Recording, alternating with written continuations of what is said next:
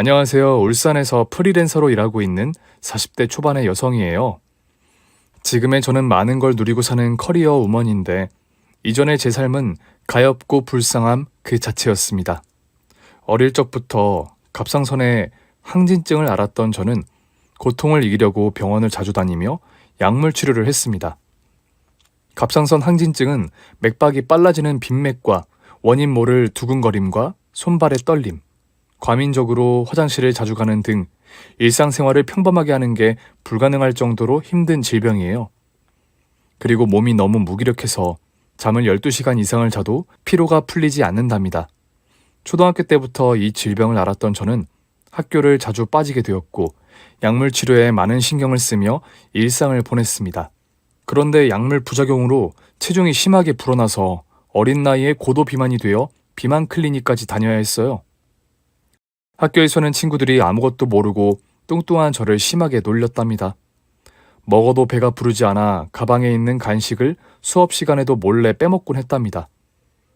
초등학교 때부터 놀림을 받기 시작했는데 중학교에 올라가자 정말 심한 괴롭힘과 놀림을 받아서 힘든 시간을 보내야 했어요.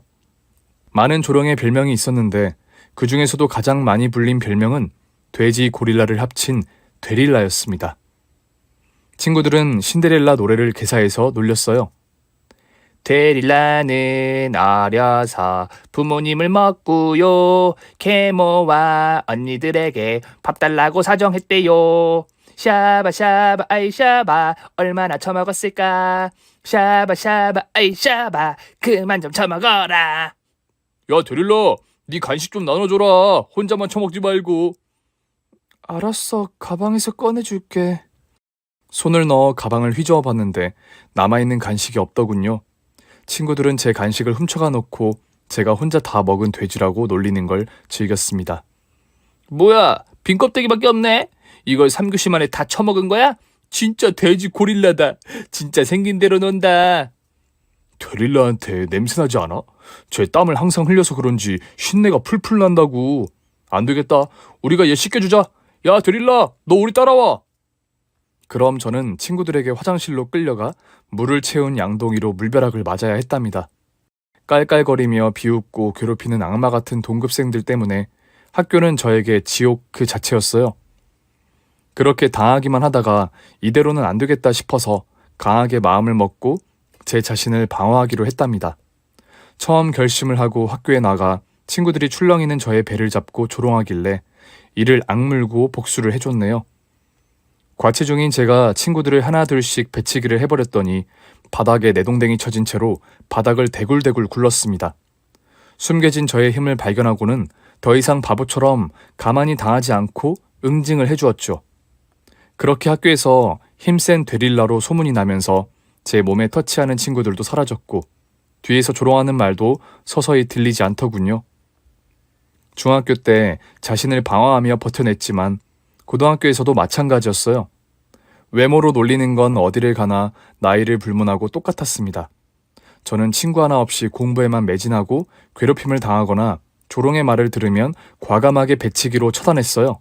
그런데도 악마 같은 일진들은 저를 괴롭히려고 작당을 했답니다. 아침에 등교해 책상 앞에 앉으면 항상 돼지 고릴라, 못생긴 돼지년, 처진 삼겹살 등 많은 별명이 쓰여 있었고 너 같은 몸뚱아리로 사느니 죽는 게 낫겠다는 말과 네 부모도 너처럼 돼지 고릴라냐 라며 심한 말을 잔뜩 써놓았답니다. 물론 매일같이 당하는 거라 물티슈를 꺼내 책상에 글자들을 지우는 걸 시작으로 수업 준비를 하고 나를 괴롭히는 악마들을 이기려면 공부만이 답이라고 생각하며 밤잠을 새워가며 수능 준비를 했답니다. 그리고 대망의 수능이 끝나자 성적이 나왔을 때 노력한 것 이상으로 점수가 잘 나왔어요. 400점 만점에 398점을 맞아서 저희 학교 학생들 중에 가장 높은 점수를 받았고 서울대에 지원해 수석으로 합격까지 해서 학교의 자랑이 되어서 플랜카드와 현수막까지 달렸습니다. 그리고 고등학교를 졸업하는 날 학생 대표로 운동장 앞에 있는 단상에 서게 되었어요. 연습한 대로 선생님들께 감사 인사를 전하고 학교 졸업 후 모두 성공하길 바란다는 말을 전했는데 하고 싶은 말이 남아서 마이크를 놓지 않았습니다. 제가 하고 싶은 말이 남았네요. 저는 갑상선 항진증으로 약물 치료를 하다 보니 이렇게 많은 살을 찌게 되었습니다. 그 덕에 돼지 고릴라라는 별명으로 살아왔죠. 다 참을 수 있었는데 일진들이 저에게 부모님 욕을 하거나 돼지로 살지 말고 죽으라는 말을 참 많이 했는데요. 이 자리를 빌려서 절 괴롭힌 일진 무리에게 말을 전하고자 합니다. 얘들아, 너희는 온갖 나쁜 짓을 다 하고 더럽게 학교 생활을 하더니 다들 지적대에 가게 됐지? 난 서울대에 붙었어. 이 버러지들아, 쓰레기 같은 대학 나와서 뭐 해먹고 살지 궁금하다. 너희는 평생 패배자로 살 거야. 그렇게 사느니 죽는 게 낫지 않겠니? 니들 생긴 게 반반해서 룸살롱 같은 데 취직은 쉽게 될 것 같다. 그럼 삼류 인생 살든지 코박고 죽든지 알아서 해라. 그리고 네 부모들도 이 운동장 어딘가에 있겠지? 어이, 일진 부모님들, 당신들 자식은 사회 나가면 평생 패배자로 살 것입니다. 자식 교육을 제대로 못 시킨 죄로 평생 가슴 졸이고 힘들게 사실 거예요. 그럼 서울대에 합격한 승리자인 저는 인류 인생을 살겠습니다. 모두 졸업을 축하드려요. 제가 단상에서 내려오자 운동장에 있던 학생들이 기립박수를 보냈고 저를 괴롭힌 일진들은 부끄러웠는지 고개를 숙이고 있더군요. 진짜 승리자가 누군지 제대로 보여주고 참교육을 시켜준 날이었답니다. 그래서 서울대에 들어간 저는 국어 국문과를 전공하게 되었어요. 대학교에서는 친구들이 저를 괴롭히기는커녕 존중과 존경심을 담아 대해주었습니다. 그래서 처음으로 친구라는 존재를 얻게 되었답니다. 또 학구열이 높았던 저를 교수님들이 아주 예뻐해 주셔서 더 열심히 공부할 수 있었어요. 대학에 오니 모든 게 정반대인 삶이어서 기쁘기도 했고 왜 이제야 남들이 누릴 수 있는 이런 평범한 인생을 살게 되었는지 화가 나기도 했답니다. 저는 3학년 때까지 과 대표를 맡은 데다 성적도 올 A를 맞으며 수석을 유지했어요. 그래서인지 학교의 다른 과에서도 저에 대한 소문이 돌았답니다. 열정적이고 천재적인 학생이라며 교수님들이 제 얼굴을 보러 오기도 했고 도서관에 가면 저를 모르는 학생이 하나도 없을 정도였죠. 그리고 4학년에 올라가자 저에게 말도 안 되는 일이 벌어졌습니다. 한 번도 상상하지 못했던 남자의 고백을 받게 된 거죠. 저는 여전히 갑상선 약을 먹고 비만을 벗어나지 못해서 외모로는 볼 게 없었는데 누군가 저를 좋아한다며 고백을 하더라고요. 그는 서울대 의과대학의 4학년인 저와 동갑내기 학생이었고 외모도 훤칠하고 머리도 똑똑한 친구였습니다. 남자에게 처음 관심과 애정을 받아보니 저도 모르게 눈이 뒤집힐 만큼 행복하고 짜릿했어요. 그래서 그의 고백을 받아들이고 캠퍼스 커플이 되었습니다. 그러자 대학에 와서 한 번도 들어보지 못한 욕을 듣기 시작했어요. 돼지 같은 년이 의대생 킹카를 사귄다며 여학생들이 욕을 하고 다니더라고요. 이래서 어딜 가든지 외모는 꼭 예뻐야 하는 법인가 봅니다. 여하튼 저와 남자친구는 뒷말을 신경 쓰지 않고 캠퍼스의 낭만을 즐기며 열렬히 사랑했네요. 남자친구는 처음 한 달 동안은 제가 세상에서 가장 예쁜 여자라며 축켜 세우고 예뻐해 줬는데 언젠가부터 기분 나쁜 말을 한 번씩 툭툭 던졌습니다. 자기는 좋겠다. 응? 왜? 나 같은 남친을 사귀고 있으니 말이야. 요즘 나한테 고백하는 여자애들이 얼마나 많은 줄 알아? 내가 그런 여자를 다 뿌리치고 자기를 만나고 있으니 자기는 행운하잖아. 그의 잘난 척이 마음에 들진 않았지만 이 정도는 저에게 애교에 속하는 말이라 개의치 않았답니다. 그렇지.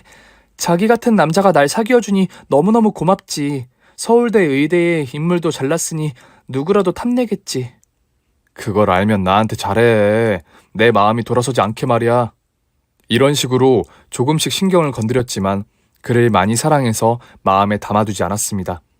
또 남자친구는 말을 그렇게 하긴 해도 바람 한 번 피운 적 없고 저에게 최선을 다해준 것 같아서 헤어질 생각을 한 번도 가져보지 못했답니다.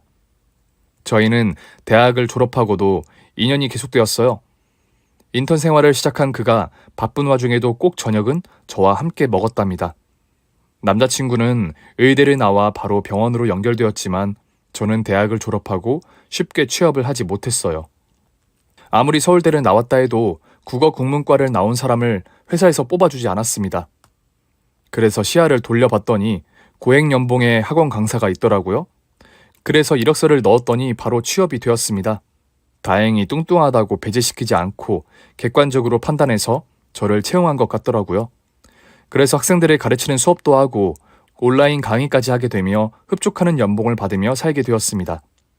그때 저희 학원에서 최고 많은 연봉을 받는 강사가 연 50억 가까이 된다고 하더라고요. 온라인 학생이 350만 명이라는 말에 입이 쩍 벌어졌답니다. 저도 언젠가 그렇게 되리라 믿으며 학원 강사로 뼈를 묻어야겠다고 판단했죠. 여하튼 저와 남자친구는 각자의 위치에서 최선을 다하며 연애를 몇 년 더 했더니 남자친구는 어느새 레지던트가 되어 있었고 저는 학원에서 2억이 넘는 연봉을 받는 강사가 되었습니다. 남자친구는 이 정도 연애면 충분하다며 이제 그만 결혼을 하는 게 어떻겠느냐며 프로포즈를 했어요. 저야 남자친구가 아니면 누구에게도 사랑을 받지 못할 테니 고맙다고 대답하며 프로포즈를 받아들였어요. 먼저 저희 집에 남자친구를 소개해드렸더니 같은 대학의 의사로 커가는 사람인데다 인물과 성격까지 좋았으니 기분 좋게 허락을 해주셨습니다. 그리고 시댁에 인사를 가게 되었는데 저를 처음 본 시부모님은 놀란 눈으로 말씀하셨어요. 이 돼지 아니야. 이 아가씨가 네가 결혼하고 싶다는 여자냐? 에이, 설마 아닐 거야. 아니지? 오늘 네 색시감한테 밥 해줄 아줌마를 먼저 데려온 거지? 그러자 남편은 머리를 긁적이며 엄마, 아빠, 내 여자친구야. 결혼하겠다는 여자가 바로 이 사람이라고 라고 말했어요. 시부모님은 하늘이 무너진 표정을 지으며 소파에 주저앉아 다시 저를 빤히 보시더라고요. 잘 왔어요. 온 김에 밥 먹고 가요. 그래, 밥만 먹고 조용히 가요. 다른 얘기는 하지 말고. 시부모님의 반응을 예상했기 때문에 저는 진심을 다해 당신의 아들을 사랑하고 있다고 큰 소리로 말했습니다. 아버님, 어머님, 제가 뚱뚱하고 못나서 실망하셨죠. 그래도 다른 게 볼 게 많은 여자입니다. 저도 서울대를 나왔고 억대 연봉을 받는 사람이에요. 그리고 무엇보다도 성태 씨를 그 누구보다 많이 사랑합니다. 제 살은 갑상선이 좋아지면 늘씬하게 바뀔 겁니다. 그러니 미래를 염두해 주시고 저를 며느리로 받아주세요. 갑상선이 안 좋아서 살이 찐 거야? 아이고, 고생을 많이 했겠네. 그럼 아가씨가 나중에 내 아들 병원 차려줄 수 있는 능력이 있나? 집안이 괜찮은지 궁금하네. 내가 속물처럼 보일지 모르지만 뒤에서 딴소리하는 것보다 이렇게 대놓고 말하는 게 낫지 않겠어? 네, 이해합니다, 어머님. 그리고 저희 부모님은 크게 사업을 하고 계셔서 잘 사는 축에 끼는 집안이에요. 나중에 성태 씨가 전문의가 되면 개인 병원을 당연히 차려주실 겁니다. 아가씨가 살만 빼면 참 예쁘겠어.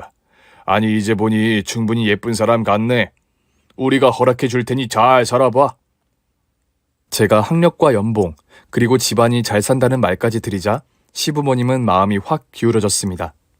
그래서 바로 상견례를 치르게 되었는데 시부모님은 신혼집까지 저희 부모님이 해주시길 바라셨어요. 잘난 의사 사위를 데려가는 거니 돈 한 푼 들이지 않으시겠다는 말씀을 직접적으로 하셨답니다. 사돈들께서 사업도 크게 하시고 돈도 잘 버신다니 신혼집을 마련해 주시면 어떻겠습니까? 저희는 가진 것도 없고 내세울 거라고는 아들이 의사라는 것밖에 없습니다.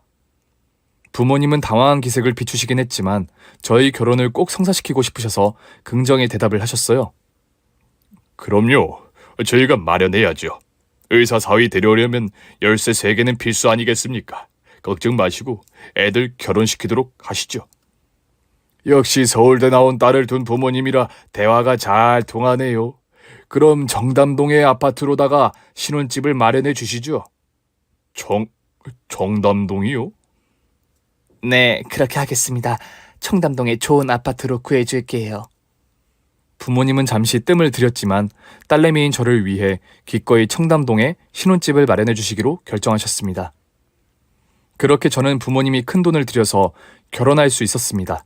꿈에 그리던 신혼이 시작되었지만 남편이 레지던트로 엄청 바빠서 병원에서 자는 날이 더 많았어요.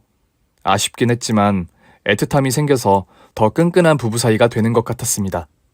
그이는 집에 자주 오지 않자 저희 신혼집에 매일같이 시부모님이 찾아오셨습니다. 역시 청담동 아파트는 다르네. 이 대리석 바닥 좀 봐. 그리고 천장은 우리 집보다 2배는 높겠는걸. 암만 우린 이런 집에서 하루도 살아보지 못하지만 성태 녀석은 결혼과 동시에 살게 되다니 너무 기쁘구만. 두 분은 청담동 아파트가 신기하다며 호기심으로 자주 찾아오셨는데 언젠가부터 제 외모를 지적하기 시작하셨어요. 세아가 너 좀 걸어라. 어? 네가 거실 바닥을 밟을 때마다 쿵쿵 울린다고. 이 집이 무너질 것 같단 말이다. 네? 아, 네네, 아버님 조심하겠습니다. 조심할 게 아니라 너의 그 지방들을 자유롭게 풀어줘라. 네 몸 안에서 얼마나 답답하겠니? 잠깐 한 걸음 뒤로 가라. 너한테 돼지피게 냄새나는 것 같다. 아, 저한테 냄새가 났나요, 어머님? 구석구석 잘 씻었는데 살이 많아서 냄새가 빠지지 않았나 봐요. 아무래도 오늘은 사우나에 가서 빡빡 씻어야겠어요. 넌 지금 웃음이 나오냐? 너 부끄러우라고 하는 소리 아니야. 알아들었으면 제발 그 출렁거리는 징그러운 살 좀 빼라. 네, 어머님, 노력해서 살을 빼도록 할게요. 저는 시부모님의 조롱을 웃으며 넘기려고 했고 살을 빼야겠다는 결정을 내리고 갑상선 약을 줄이고 운동을 늘리기로 했답니다. 하지만 초등학교 때부터 쪄온 살이 단기간에 빠질 리가 없었어요. 1일 1식을 도전하기도 했는데 1kg도 빠지지 않았습니다. 그러자 시부모님은 직접 다이어트를 시켜주겠다며 신혼집에 운동기구를 잔뜩 주문하셨습니다. 물론 계산은 제 카드로 결제를 했고요. 저를 러닝머신에 태운 시아버지는 빨리 살을 빼도록 도와주겠다며 속도를 제일 빠르게 올려놓았답니다. 아버님, 이거 너무 빨라요. 저 죽을 것 같아요. 안 죽으니까 걱정 말고 뛰어. 몸속에 노폐물이 다 빠질 때까지, 입에서 단내가 날 때까지 멈추지 말란 말이야. 엄마야! 결국 저는 다리에 힘이 풀려 러닝머신 위에 넘어졌어요. 그러자 시아버지가 뒤에서 낄낄거리며 웃는 소리를 내셨답니다. 저는 설마 하는 생각으로 뒤를 돌아봤더니 시아버지는 걱정하는 눈빛을 보내셨어요. 제가 운동을 너무 힘들게 해서 헛것을 들었구나 생각했죠. 그리고 시어머니가 가정용 철봉을 문틀에 고정하고 저를 오랫동안 매달리게 했습니다. 유튜브에서 보셨는데 살 빠지는데 직방이라고 말을 덧붙이면서 말이죠. 저는 2분가량 이를 악물고 구슬땀을 흘리며 철봉에 매달려 있었는데 잠시 후 문틀에서 빠직 소리가 나더니 철봉이 떨어지고 말았습니다. 저는 앞으로 넘어지며 코가 깨지고 말았죠. 그 순간 뒤에서 시어머니가 비웃는 소리가 들렸어요. 터져나오는 웃음을 손으로 틀어 막은 소리였죠. 제가 코피를 흘리며 돌아보자 시어머니는 걱정하는 눈빛으로 휴지를 내밀었답니다. 이번에도 제가 잘못 들은 거구나 생각하고 넘겨버렸어요. 그런데 집안에서 운동하다가 넘어지고 쓰러질 때마다 시부모님의 비웃는 음성은 계속 들렸습니다. 그러던 어느 날 시어머니가 저를 위해 다이어트 음식을 준비하셨다며 닭가슴살을 우유에 섞은 즙을 주시더라고요. 그래서 맛을 보았는데 도저히 목구멍으로 넘길 수 있는 맛이 아니었습니다. 어머님, 이거 너무 고약한데요. 헛구역질이 나와서 못 먹겠어요. 얘가 무슨 소리 하는 거야? 이게 얼마나 건강한 음식인데 거부하는 거야? 당장 삼켜. 결국 시어머니 성의 때문에 억지로 꾸역꾸역 마셔버렸어요. 그런데 5분 뒤부터 제 몸에 큰 이상이 생겼습니다. 배가 아파서 화장실에 갔더니 설사를 했는데 한두 번으로 끝나지 않고 10번이 넘도록 화장실을 들락거렸답니다. 그 모습을 본 시부모님은 마주 보며 낄낄거리시며 하이파이브를 하시더군요. 음식에 뭔가 이상한 걸 넣었구나 싶어서 시어머니께 여쭤봤습니다. 어머님, 닭가슴살 즙에 뭘 넣으신 거죠? 저 지금 설사만 15번째예요. 아무래도 응급실에 가야 할 것 같아요. 응급실에 왜 가니? 내가 집에다가 대장내시경 검사할 때 먹는 그거로 탔다. 그 게토레이 맛 나는 장청소약 말이야. 네? 어머님 그걸 넣으시면 어떡해요? 어떻긴 뭐가 어때? 지금 효과를 보고 있잖니. 네 몸속에 있는 지방이 쫙쫙 빠지는 소리가 들리지 않으냐? 벌써 살이 조금 빠진 것 같으니 자주 써먹어야겠다. 저는 잘못된 행동을 따지려고 했는데 배에서 꾸르륵거리며 엉덩이에서 뿡뿡 소리가 나며 신호가 와서 화장실로 달려갔습니다. 시부모님은 계속해서 낄낄거리며 비웃으시면서 눈물까지 흘리셨답니다. 학교 다닐 때 일진 애들도 이런 짓은 하지 않았는데 결혼하고 시부모님한테 당하니 울컥하고 화도 심하게 났네요. 이후에도 시부모님은 저를 괴롭히는 게 재밌었는지 하루가 멀다 하고 신혼집에 찾아와 저에게 빡센 운동을 시키셨습니다. 그리고 뒤에서 몰래 웃던 비웃음은 어느새 대놓고 웃는 비소로 바뀌었답니다. 또 자빠졌네. 세아가 너 진짜 웃긴다. 러닝머신 위에 자빠졌는데 레일을 깔고 뭉개서 기계가 멈춰버렸어. 이런 건 우리끼리만 보기 아까우니까 동영상이나 찍어야겠다. 아버님 하지 마세요. 그리고 너무 하시는 거 아니에요? 일부러 저 넘어뜨리려고 런닝머신 속도를 일부러 제일 빠르게 하시는 거잖아요. 아이쿠, 들켰네. 그래도 이렇게 해야 널 사람으로 만들 거 아니냐? 세기, 넌 마늘과 쑥을 먹는다고 사람이 되는 게 아니라고. 당신 멘트 좋았어. 마늘과 쑥도 우리 며느리를 사람으로 만들지 못하지. 그런데 이렇게 맨날 빡세게 운동을 하는데 왜 1kg도 빠지지 않는 거야? 너 우리가 돌아가면 돼지를 한 마리씩이라도 처먹는 게냐? 아니에요, 어머님. 저도 최선을 다하고 있다고요. 식단도 조절하고 보조식품도 꼭 챙겨 먹는다고요. 아무래도 제 살은 약물 부작용으로 찐 거라 쉽게 빠지지 않는 것 같아요. 연병하고 있네. 의지 없는 것들이 꼭 핑계를 대는 법이지. 야, 사람이 마음 먹고 하면 못할 게 없는 거야. 그러니까 일어나서 마저 뛰어. 대장 내시경약을 또 먹여야 하나? 그때는 5kg 가까이 빠졌는데 말이야. 새아기 너는 똥만 다 싸도 10kg는 빠질 거야. 저를 조롱하는 것에 신물이 난 저는 더 이상 참지 않기로 했습니다. 아버님, 어머님 너무하세요. 제가 웬만하면 참으려고 했는데 더 이상은 못하겠어요. 두 분이 절 이렇게 닥달한다고 쉽게 빠지지 않으니까 저 혼자 다이어트를 할게요. 그건 안 된다. 우리는 네가 운동하는 모습을 꼭 봐야 해. 도대체 왜요? 왜 이렇게 절 못 잡아먹어 안달이시냐고요? 그거야. 재미있으니까 그렇지. 우리가 웃을 일이 없었는데 네가 허우적대며 운동하는 모습하며 자빠지는 장면이 아주 재밌다. 다음엔 뭘로 우릴 웃길지 너무 궁금하다고. 새긴 너의 슬랩스틱은 우리의 배꼽을 빠지게 만들어. 네 지방이 출렁거리며 웨이브를 추며 자빠질 때 우리 입가에도 웨이브를 탄 미소가 번진다고. 알아들었으면 계속 우리가 운동시켜줘도 되겠지? 시부모님은 저를 장난감으로 생각하고 계셨어요. 마음대로 괴롭히고 가지고 놀 수 있는 존재로 말이죠. 이건 아니다 싶어서 두 분께 큰 소리를 냈습니다. 아버님, 어머님 당장 나가세요. 그리고 다시는 저희 집에 오지 마세요. 어이구, 우리 며느리가 화가 많이 난 모양이네. 그러게 말이야. 우리가 뭐 얼마나 심하게 했다고 이 난리인지. 참, 새애기가 무서우니 우리 이제 여기 발길을 끊읍시다. 암만! 세계가 싫다고 하니 더는 오지 말자고. 어차피 우리 성태가 새로 만나는 여자가 죽이는 애야. 집안 빵빵한 건 기본에 외모가 모델 뺨치잖아. 이런 비계덩어리는 그만 보고 살자고. 그동안 가지고 노느라 재밌긴 했지만 질릴 때도 됐지.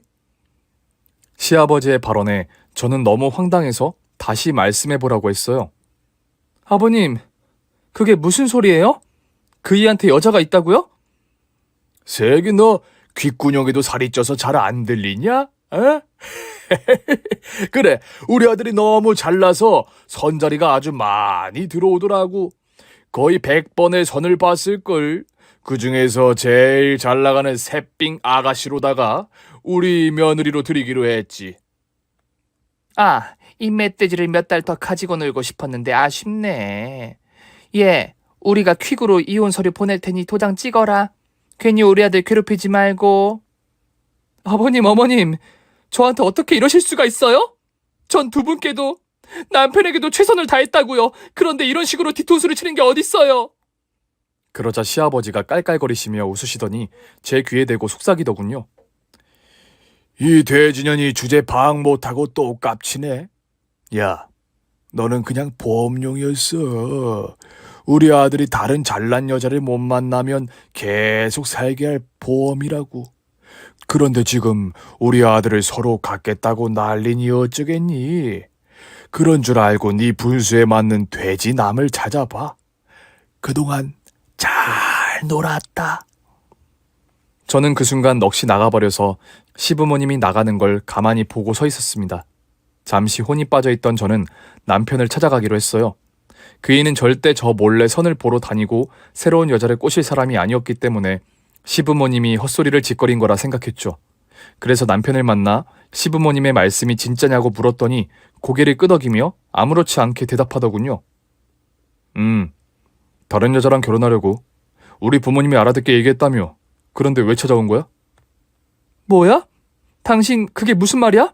도대체 왜 이러는 건데 내가 뭘 잘못했어? 잘못했지.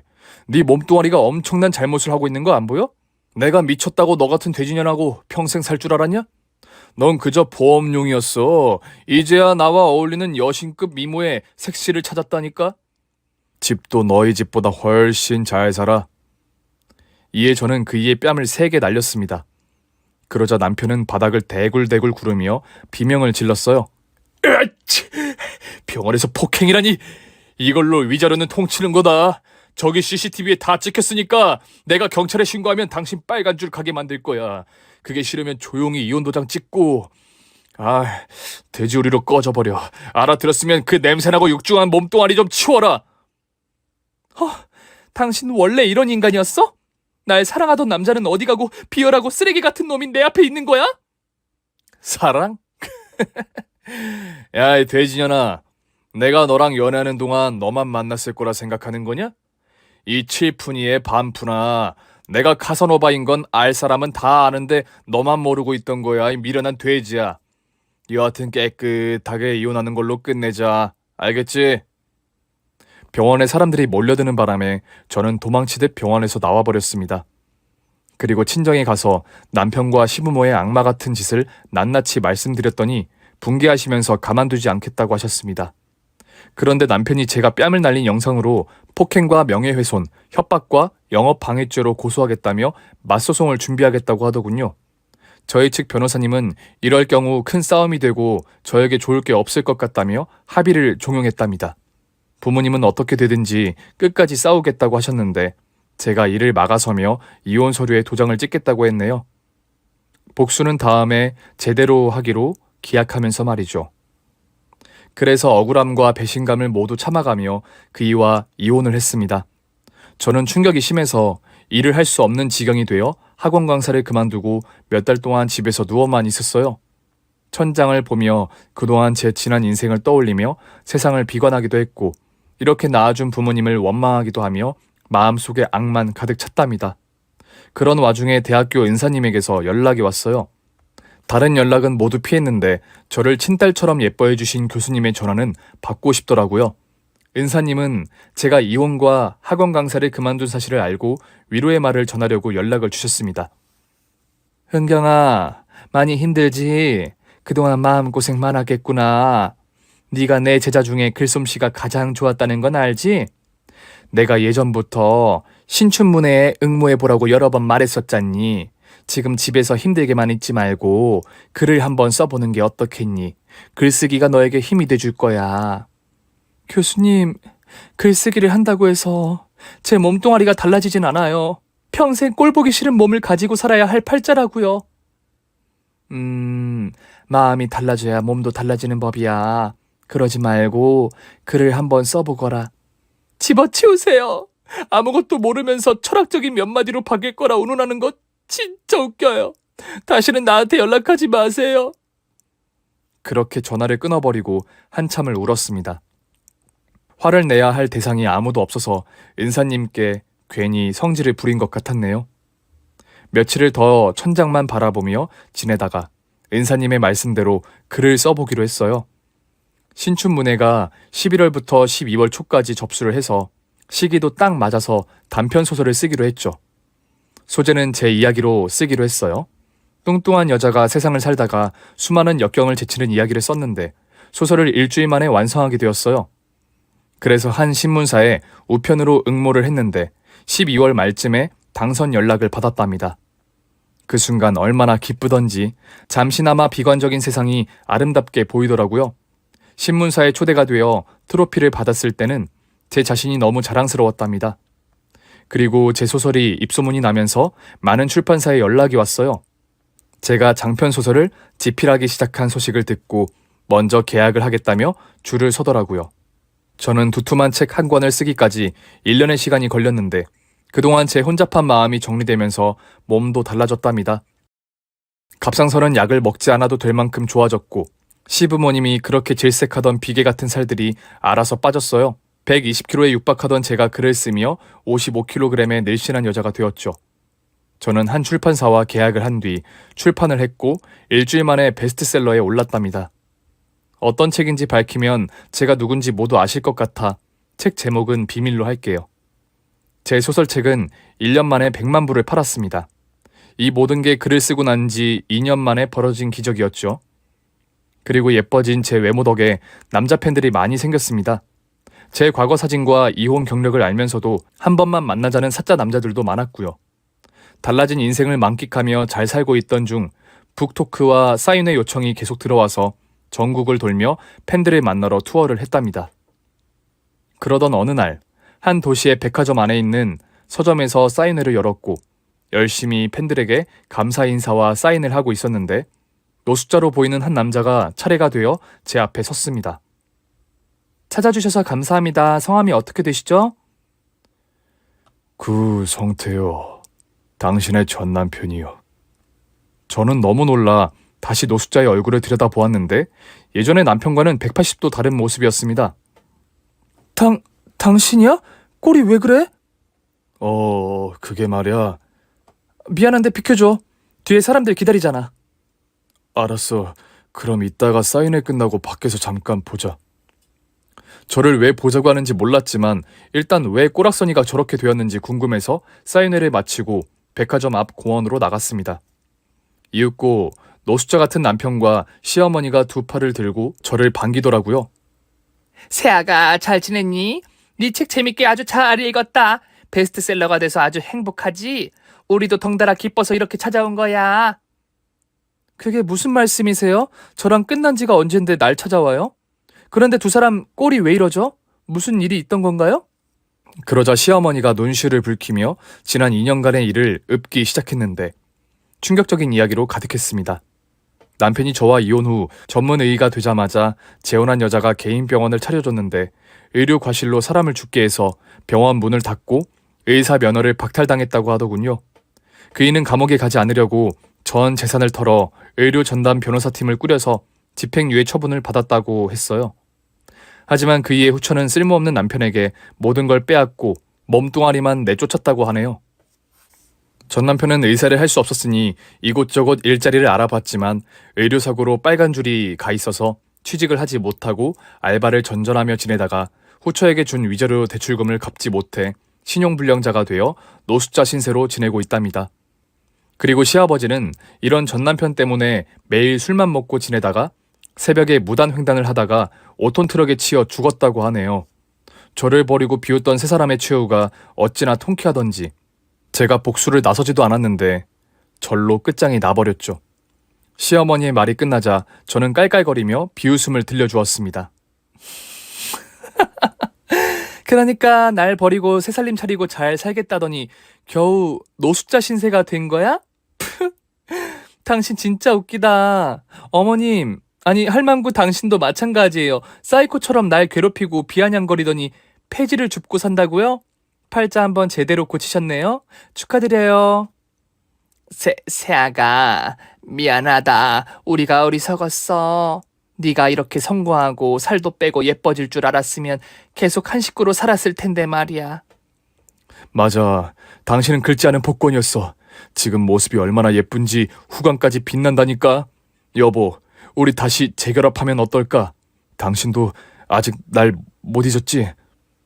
두 모자의 말이 기가 막히고 어이가 없어서 실소를 날리고 말았어요. 지랄들을 하세요. 내가 예뻐지고 잘 나가니까 빌붙으러 오면 다시 받아줄 거라 생각했냐? 그리고 두 사람은 아직도 예전 마인드 그대로네? 뭐? 긁지 않은 복권?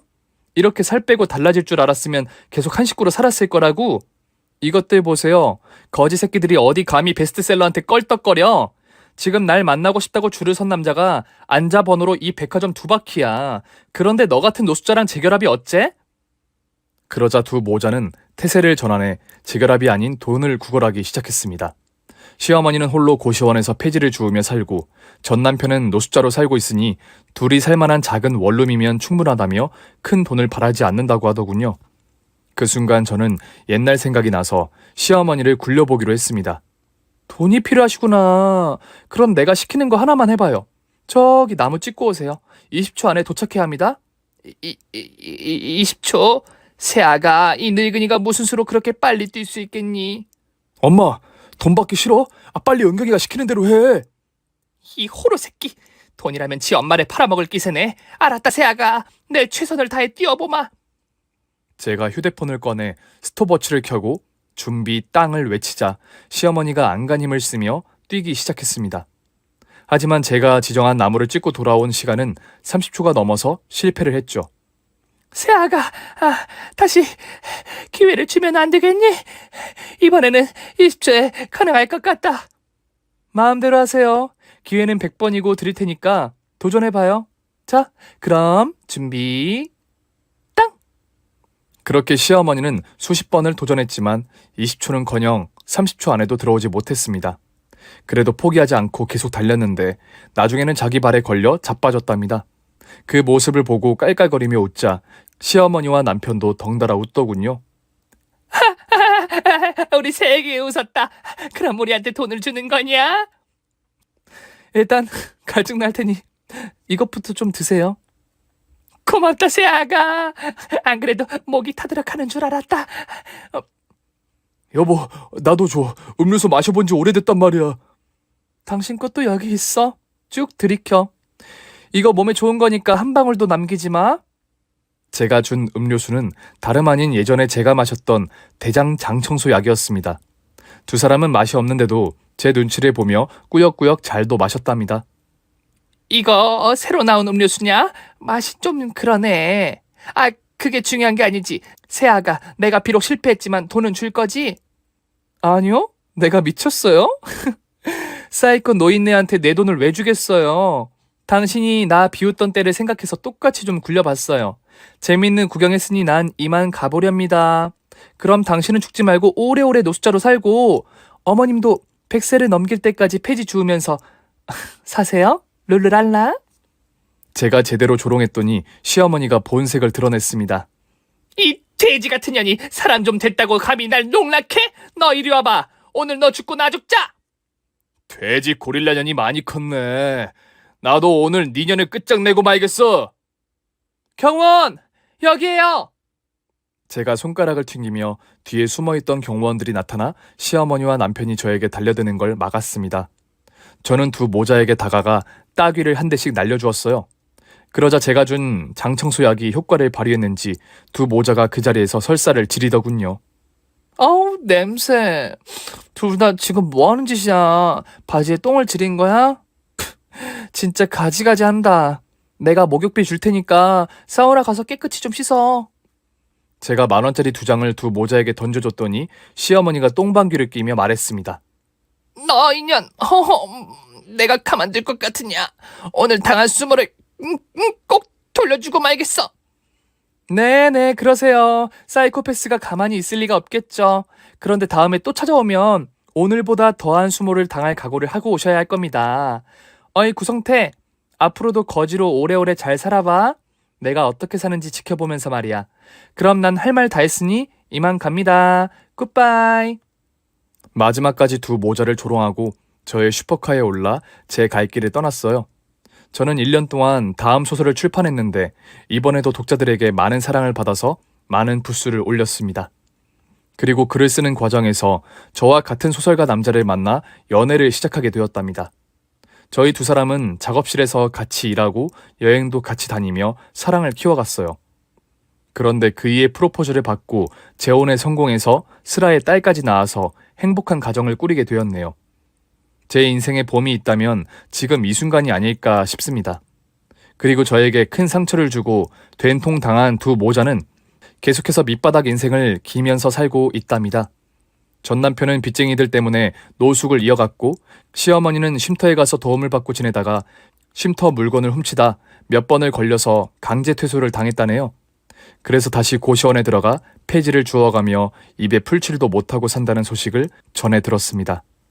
휴, 글을 쓰다 보니 제 인생이 참 불쌍하고 가엾던 시절이 많았네요. 만약 세상 사는 게 힘든 분들이 계시다면 저의 과거를 보시고 용기를 잃지 않으셨으면 좋겠습니다.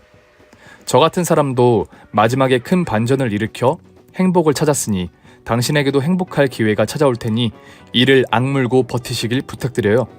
그럼 주저리 떠들었던 저는 이만 펜을 놓고 남편과 딸과 놀러 가겠습니다.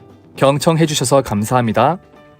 오늘의 사연자님의 과거 이야기에서 눈물이 나다가 마지막에 시원하게 웃을 수 있었네요. 여러분도 사연에 많이 울고 웃으셨나요?